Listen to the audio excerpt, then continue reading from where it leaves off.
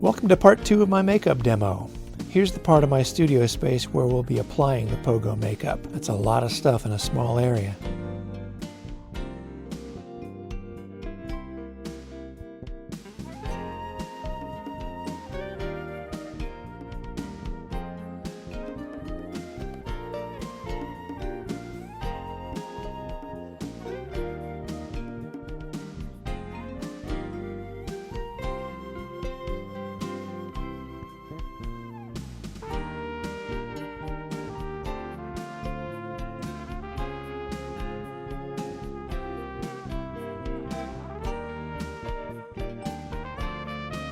We're ready to start applying this makeup. This is my good pal Mark Chauncey, who has agreed to become Pogo.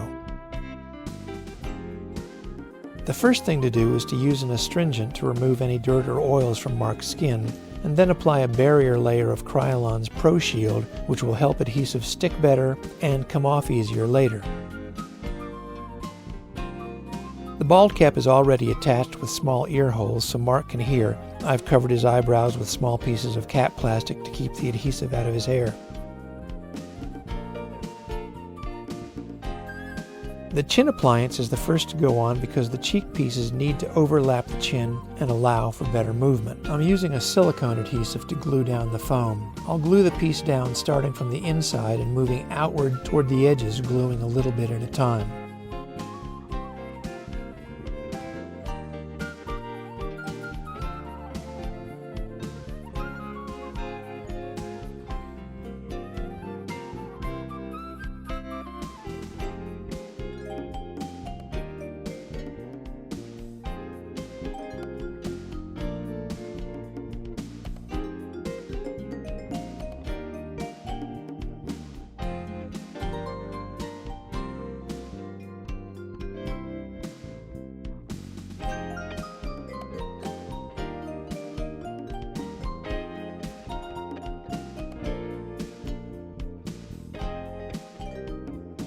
Here I'm using a 50-50 mixture of spirit gum and alcohol to blend the edges of the foam onto the skin.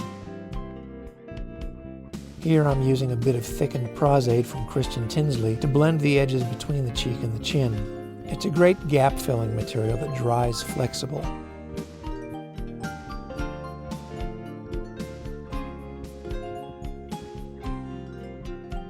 Chimp ears sit differently on the head than human ears, so I position them and draw an outline before gluing them in place, being careful not to cover the ear holes so Mark can still hear.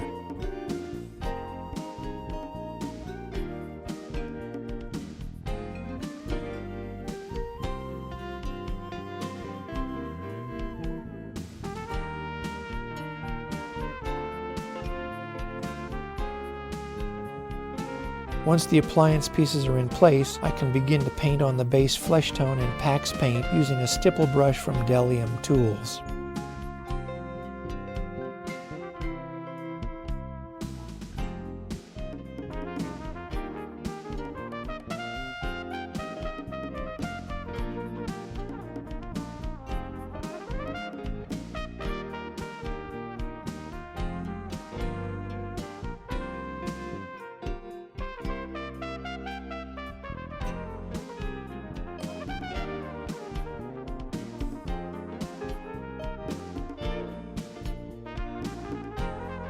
Next comes the darker skin tone, making sure to let some of the lighter underlying color remain visible through the darker color.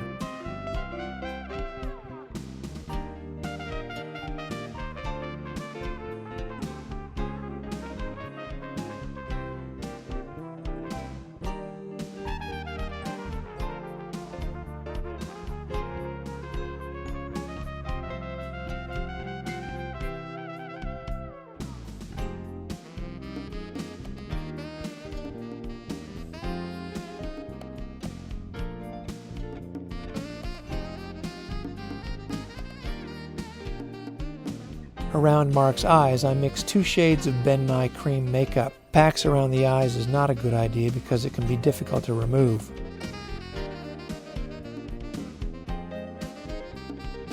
Then a little powder to set it, and we're ready for part 3, laying the hair.